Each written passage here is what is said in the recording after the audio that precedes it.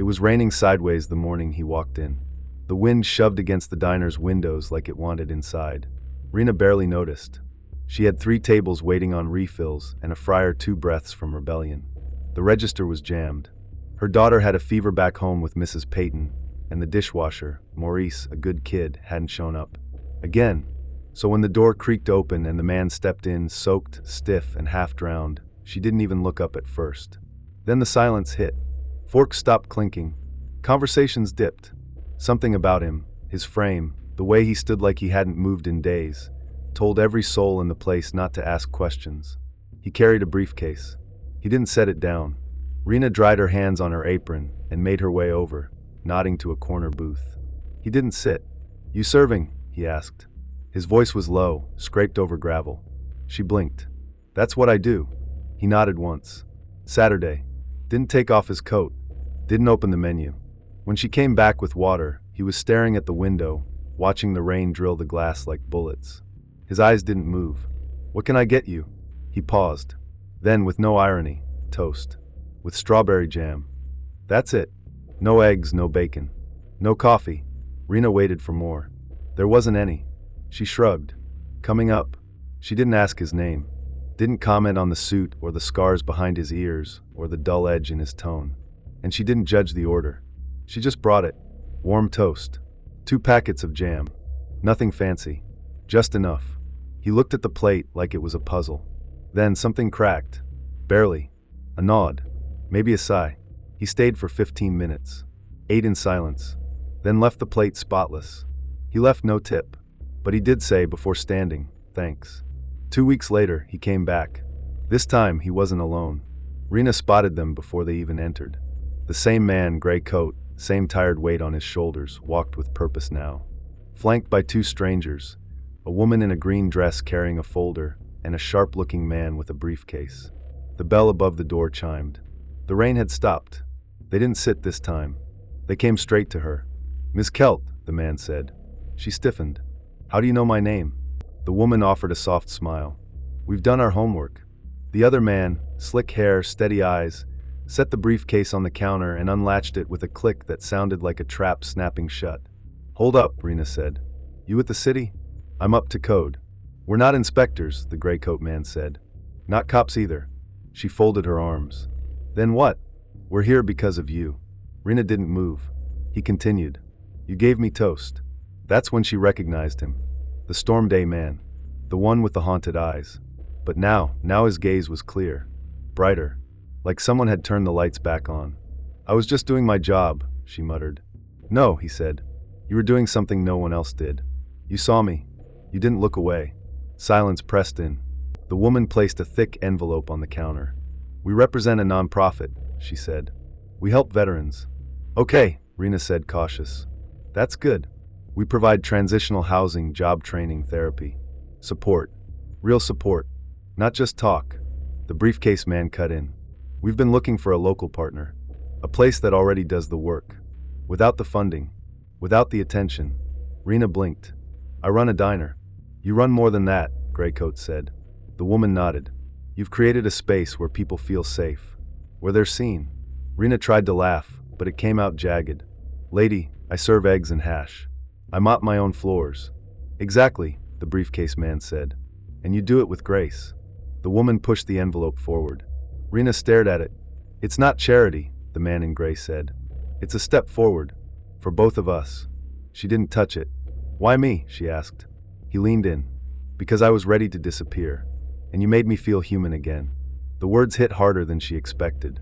She thought of her daughter, Kina, waiting at home with a blanket on the couch. Thought of the bills taped to the fridge. The red notices. The long nights. Her grandmother's voice in her ear. "Let your work speak louder than your mouth." "I'm not a business owner," she said, still staring at the envelope. "You already are," the woman replied. "We'd just make it official." Her hands trembled. Something in her chest cracked. The doorbell rang behind them. A man in a dirty hoodie shuffled in, eyes low. One of the regulars. Didn't speak much. Always tipped in coins. Sat at the same booth. Booth 5. He paused when he saw the trio at the counter. They turned to look. He froze. Something changed in his posture. He turned around. Left. Rina's gut twisted. The man in gray saw it.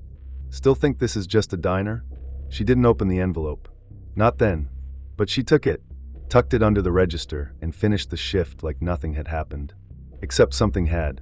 Something huge. Something off. That night, after Kina fell asleep, Rina opened the envelope. Inside, a check. A real one. More zeros than she'd ever seen. But not just that. There was a letter. Handwritten. This is what belief looks like. We see what you've done. Let us help you do more. She folded the letter twice before setting it on the counter. The check sat on top. But something else was tucked inside. A photo. A group shot. 10 people. Soldiers. Dusty uniforms. Smiles too wide to be faked. Rina recognized one face. The man in gray. But another. She squinted. The man who walked in and turned around. The regular. Booth 5. Same eyes. Same scar. She pulled the photo closer. Same man. Same man, but uniformed. Clean. Standing tall. She hadn't known. He had. Why had he left? The next morning, she asked Jasmine, her best server, if she'd seen the man. The one from yesterday. Booth 5. Yeah, Jasmine said. He came in again. Just now. Sat down. Left again. Didn't even order. Rina wiped her hands. What do you mean again? He's been doing that. Since last week. Comes in. Leaves. Rina frowned. Why? Jasmine hesitated. I think he's scared. Of what? But Jasmine didn't know. Neither did Rina. That afternoon, she caught him. He stepped in. Stopped halfway. Turned. She called out. Booth 5's open. He froze. Turned around. Eyes locked. He walked back in. Saturday. Didn't speak. Didn't smile. Rina brought coffee. You okay? She asked. He looked up. Do you know who I am? No, she said honestly. His jaw clenched. He reached into his coat, pulled out a folded sheet, slid it across the table. She opened it. A news article. Discharged vet linked to missing funds. Photo, same man. Slightly younger. Rina stared. He didn't flinch. I didn't take it, he said. But they needed someone to blame. She didn't speak. He sipped the coffee. Black. I thought you should know. Before you turn this place into something bigger. I'm not turning it into anything. You will. He stood. No one believes in people like us, he said quietly. Until they do. Then they watch us like hawks. He left again. Didn't touch the toast she'd brought out. Didn't touch the jam. That night, she sat with the check again. The letter. The photo. The article. The man who said she saved him. The man who might have been destroyed by him. What did she just agree to? She didn't sleep. The next day, the rain came again. Hard. Like a warning. The man in gray came back. Alone. He looked tired again. Not like before. Different. Tense. Something's wrong, he said. Rina didn't move. They were watching, he said. The one you saw yesterday. He used to be one of ours. Rina swallowed. He said he was framed. The man nodded slowly. He might have been. Might have. There were investigations. Whispers. But no proof. Just fallout. He paused. Then, you still want to do this? She thought of Kina. The diner. Her staff. Then she nodded. I said yes, she said. I meant it. The man exhaled. Good. Then he leaned in. Lowered his voice. But if we do this? She leaned too. What? We'll need to be careful. Why? He glanced at the window. Then back at her. Because someone already broke into our office last night. The wind howled against the diner like it was listening. The knock came again. Louder this time. Rina froze. Dawn hadn't even broken. The hallway was still bathed in shadow. Amira's small feet padded behind her. Mom! Rina held a finger to her lips. Another knock. Then silence. She stepped to the door. Peered through the peephole. Empty. Her heart pounded. She opened the door. Nothing. Just mist curling through the air, and the porch light flickering like it was unsure of itself. But on the mat, another envelope. Rina didn't touch it at first. She just stared. Then slowly she bent down, picked it up. It was heavier than the first. And this one wasn't sealed. Inside, a single sheet of paper. Typed. You opened the door once. Will you open it again? Below that, coordinates. A time, 6:47 a.m. And a second line in smaller font. Come alone. She didn't sleep. She waited. Sat at the kitchen table, eyes locked on the microwave clock, watching the digits crawl towards 6 o'clock. Amira still slept. Rina left a note by the cereal box. Just in case. She drove in silence. The coordinates led her past the edge of town, down an overgrown road most people forgot existed. Fog hung heavy. She pulled into a clearing, cut the engine, waited. A rustle. A shadow moved. She almost bolted. But then, Briggs stepped out from the trees. Alone. No suit this time. No polished words. Just the man. His face was pale. Drawn. Older than he looked before. Rina stepped out. They stood across from each other. The fog thickened. "I didn't think you'd come," he said. She folded her arms. "You knocked on my door before sunrise. I had no choice. Did you send this?" She held up the paper. Briggs stared. "I didn't write it." Rina blinked. "What?" "I didn't send the envelope," he repeated. "I thought it was you, calling me out here." They both turned slowly at the same time. Behind them, another car. Black. Engine idling. No one stepped out. Briggs reached for something under his coat. Rina's breath caught. He held up a small walkie. "Not a gun." Click. "This is Briggs. I'm not alone. Do not engage unless provoked." Nothing but static. Then a voice. "You're too late." The engine of the black car revved. Then it peeled out, gravel kicking up like shrapnel, disappearing down the path. Briggs didn't chase it. Neither did she. He turned to her. "There's something I need to tell you." They sat on the hood of her car. The sky slowly lightened, but it didn't help. Everything still felt cold. 3 years ago, he said, I was part of an operation that went bad. Real bad. Civilian casualties. One of the worst cover-ups I've ever seen. She stayed quiet. I didn't sign off on it, but I didn't stop it either. That's on me. He looked at her. Face tight. Voice lower. They used this diner program as a distraction. PR, good press. Look at what we're doing for veterans. While the real damage stayed buried. Her chest tightened.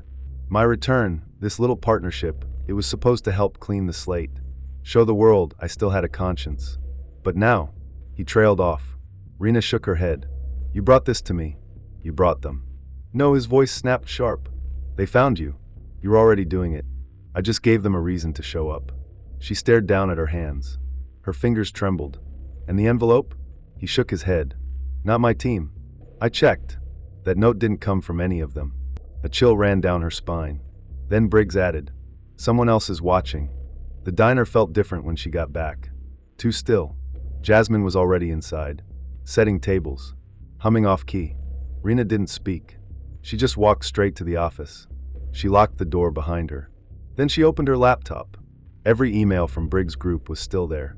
Clear. Professional. Dates, logistics, grant details. Nothing strange. Until she looked closer.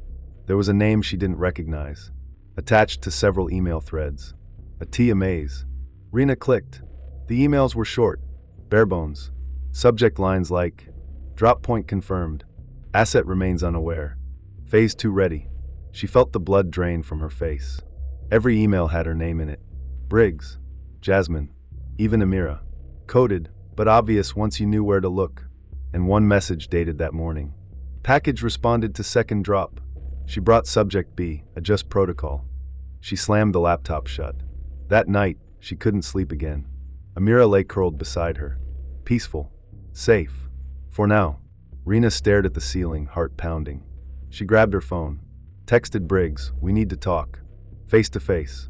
His reply came 2 minutes later, come to the office. Back entrance. Midnight. The office wasn't what she expected. Industrial building on the outskirts. Plain. Quiet. She slipped inside. The hallway lights flickered. A buzzer sounded.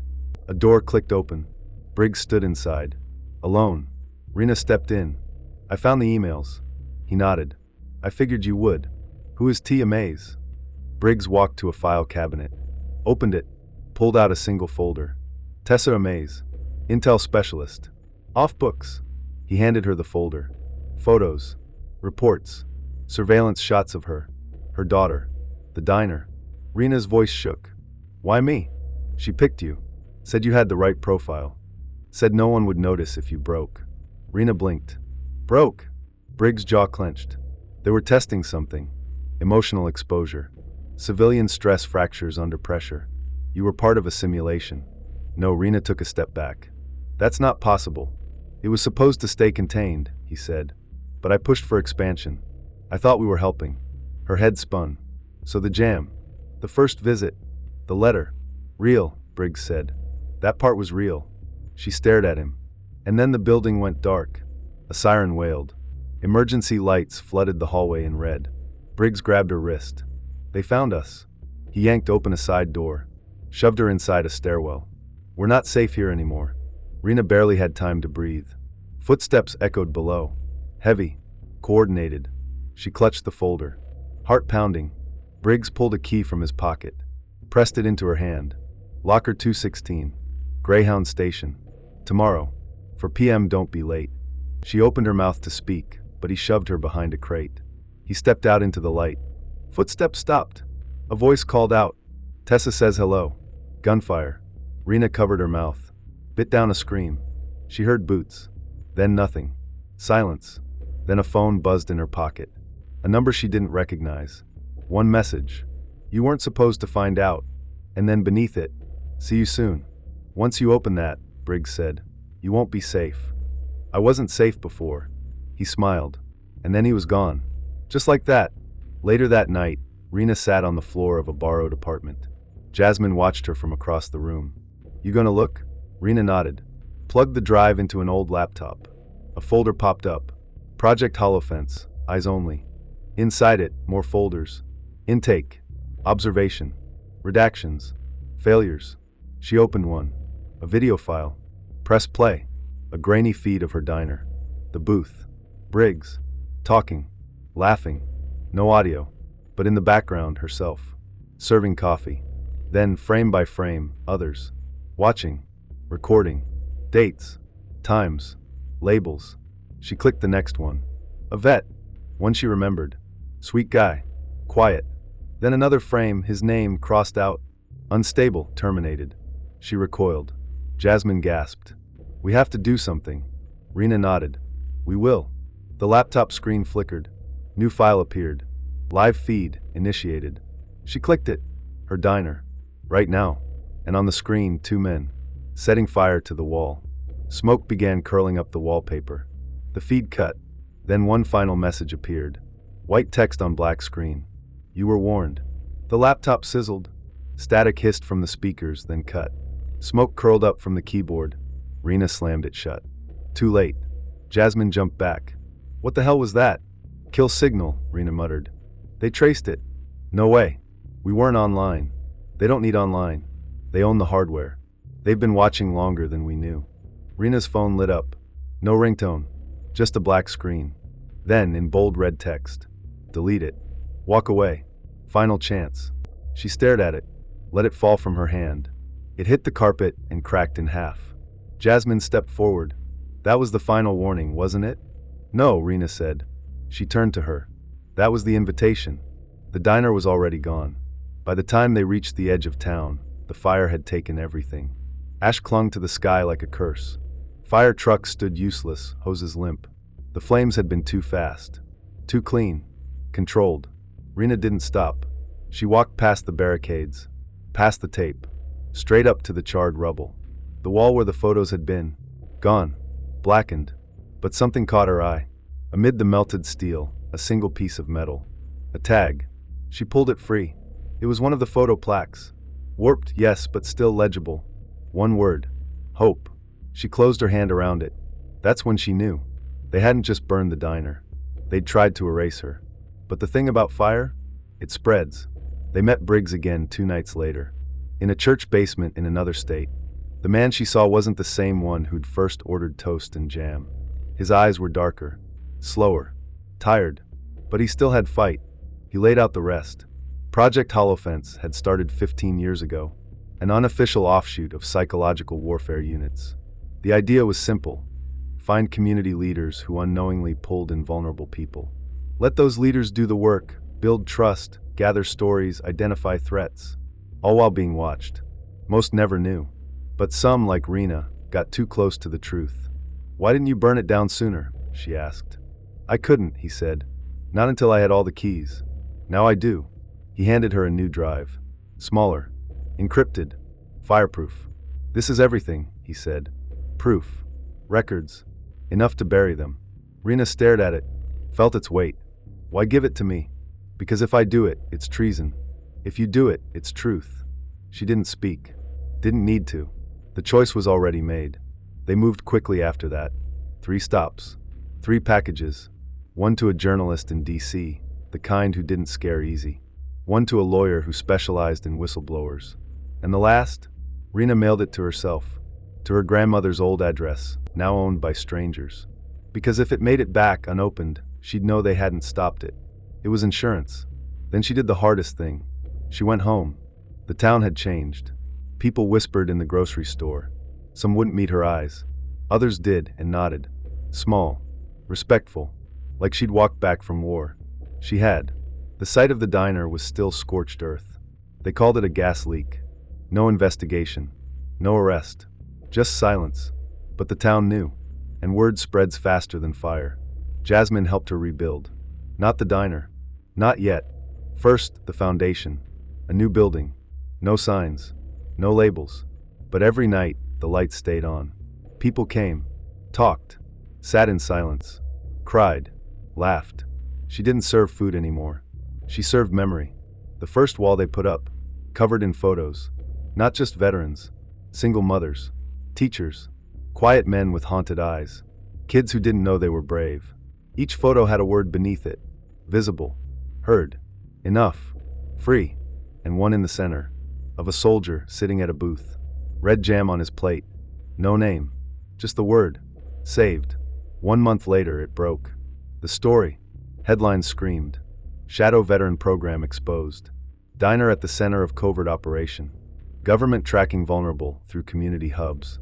They tried to deny it. But the files were real. So were the names. Rina didn't give a press conference. She didn't need to.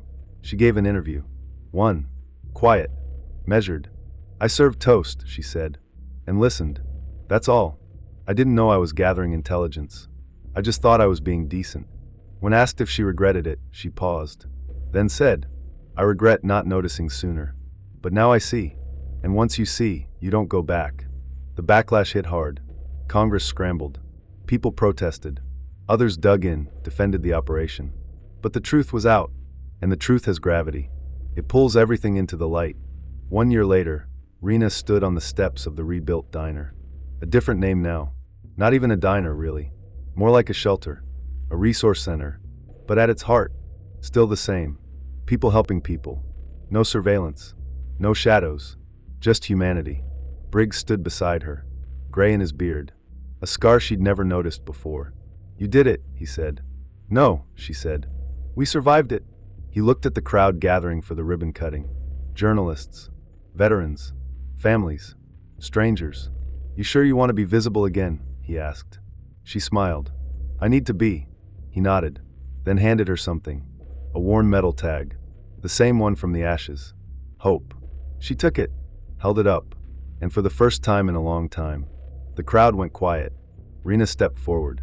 Spoke only one sentence. I was just trying to be decent. Then she cut the ribbon. The doors opened. And everything changed.